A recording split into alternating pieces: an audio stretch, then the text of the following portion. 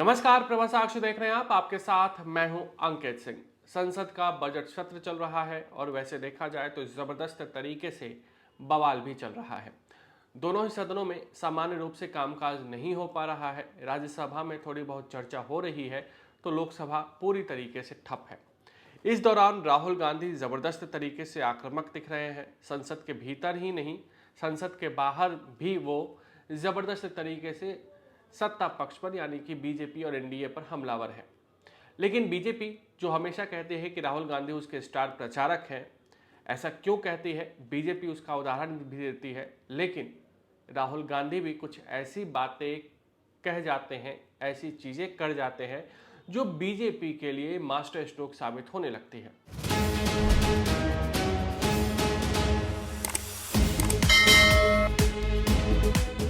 अब देखिए ना, इस संसद सत्र के दौरान जो पूर्व थल सेना प्रमुख एमएम नरवणे थे, उनके अनपब्लिश्ड किताब का उन्होंने संसद में जिक्र करना चाहा। सदन में इसको लेकर आपत्ति दर्ज कराई गई, लेकिन राहुल गांधी अड़े रहे कि हम तो इस पे चर्चा चाहते हैं। अब इसके पलटवार में निशिकांत दुबे ने ऐसी कुछ किताबें लेकर वो सामने आए, संसद के पटल पर आए, जिन पर ऑलरेडी कुछ पे बैन लगा हुआ है, कुछ पब्लिश हुए हैं, और उसमें गांधी नेहरू परिवार की जो राजनीतिक स्थिति रही है और जो पर्दे के पीछे की कहानियां हैं वो लिखी हुई हैं। वो उन सब चीज़ों को उन्होंने कहना शुरू किया। जाहिर सी बात है कि राहुल गांधी ने एक अनपब्लिश्ड किताब का हवाला देते हुए चर्चा की मांग की, लेकिन बीजेपी ने उनकी पूरी खानदान की पोल पट्टी खोलने वाली किताबों का जिक्र करना शुरू कर दिया। और जाहिर सी बात है कि ठीक है, सारी बातें संसद में नहीं कही गई, नहीं बताई गई, सिर्फ किताबों के नाम बताए गए, लेकिन अब उन किताबों में कौन कौन से आर्टिकल जवाहरलाल नेहरू को लेकर है, इंदिरा गांधी को लेकर है या बाकी तमाम लोगों को लेकर है, वो सब आर्टिकल सोशल मीडिया पर तैरने लगे हैं। और जो जिन लोगों को ये पता नहीं था कि क्या कुछ पहले हुआ है, उन लोगों के लिए आसानी से वो चीज़ें अब उपलब्ध होने लगी हैं। तो एक तो कि राहुल गांधी यहाँ वो जिद उनकी गलती कर बैठे, उस जिद की वजह से। दूसरी जिद ये थी कि उन्होंने अब अनजाने में ही सही या फिर जानबूझकर उन्होंने ऐसा किया, क्योंकि कांग्रेस के ही कई सांसद ऐसे हैं जो राहुल गांधी ने जो कुछ भी किया है उससे सहज नहीं है। राहुल गांधी ने रवनीत सिंह बिट्टू, जो कि कभी कांग्रेस के बड़े नेता हुआ करते थे, कांग्रेस के सांसद हुआ करते थे, उन्हें संसद में कांग्रेस का प्रतिनिधित्व करने का भी मौका मिला। पंजाब से वो 3 बार लोकसभा के सांसद रहे हैं। उनको उन्होंने गद्दार कह दिया।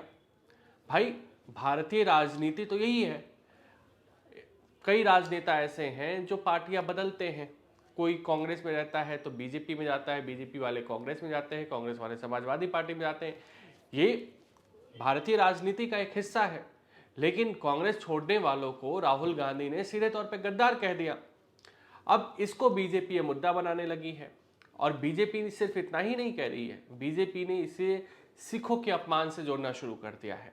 और कांग्रेस और सिख का क्या इतिहास है ये सबको पता है।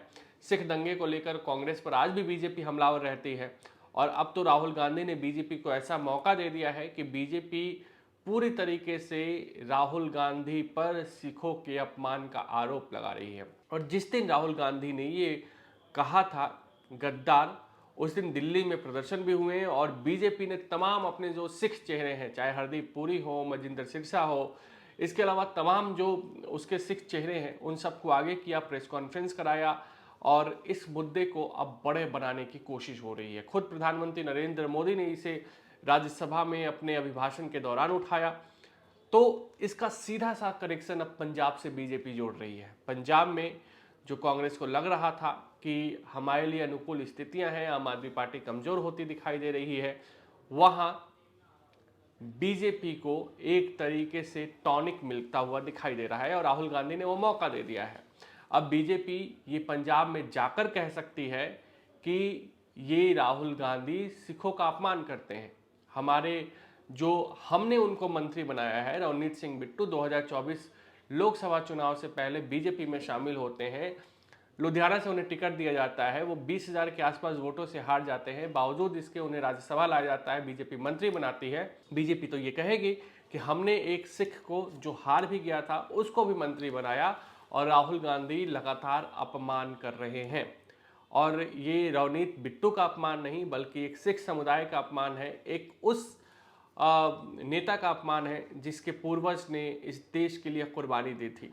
तो राहुल गांधी ने बीजेपी को बैठे बैठाए ऐसे मुद्दे दे दिए हैं जो पंजाब चुनाव में तो बीजेपी को फायदा पहुंचाएगा ही, साथ ही साथ भारतीय राजनीति में अब कई ऐसे चैप्टर खुलेंगे जो गांधी नेहरू परिवार को सीधे तौर पर टारगेट करता हुआ दिखाई देगा। अगर आप भी लेना चाहते हैं देश दुनिया की तमाम जानकारी तो आज ही सब्सक्राइब करें हमारे चैनल को। साथ ही नीचे दिए बेल आइकन को जरूर दबाएं ताकि हर अपडेट आप तक पहुंच सके।